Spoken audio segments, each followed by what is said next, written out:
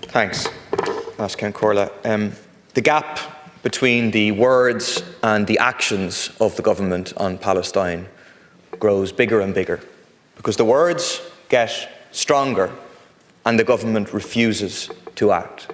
And really what happens in debates like this or last night is the government comes in and effectively complains about why aren't they congratulated for not being as complicit in the genocide as the states that are literally funding and arming it. Well, it's simply not good enough. The people outside don't think it's good enough. The people who will gather later on don't think it's good enough. Your average person on the street does not think it's good enough. People are appalled at the genocide that is being inflicted on the innocent men, women and children in Gaza. We remember our own history of occupation, our own history of forced starvation. We know that the victims in all this are not the settler colonialists of Israel, but the oppressed, occupied people of Palestine, and that they have every right to defend themselves like we did. The courage, the perseverance of the people of Gaza over the past year and a half has been incredible. But the sheer weight of arms, of military support, of political support given to Israel by the US and the European Union is fueling a genocide that they cannot stop on their own. The only thing that can stop this genocide now is decisive international action. But the only way that will happen is through people power, international solidarity and resistance.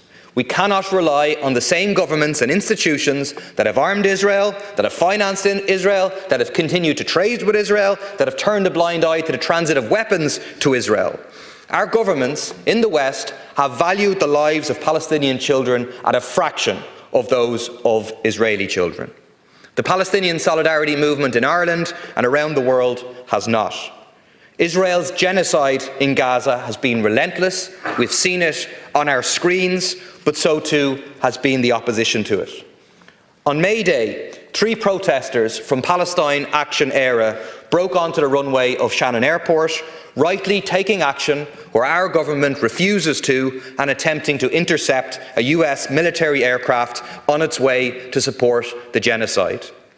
They're now facing criminal charges and a trial in July.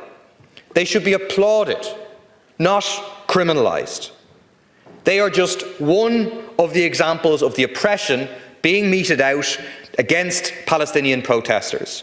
The Mothers Against Genocide being arrested, strip-searched and called liars by the Gardaí and the Minister for Justice. Kneecap facing terrorism charges for speaking out against the genocide. The governments are trying to suppress the Palestine solidarity movements because they know we have the weight of public opinion behind us and it is forcing them to act. Without the movement, there would be no talk of the Occupied Territories Bill, even delayed, even watered down, of any sanctions against Israel. The government would have done less than nothing if they hadn't been under constant pressure to act. But what is done so far is nowhere near good enough. We need to ban the Israeli bonds, stop financing a genocide through the Irish Central Bank, stop the overflight, stop sitting on this draft report that you had since March. When are you going to publish it? When are you going to act on it? And full sanctions against the State of Israel.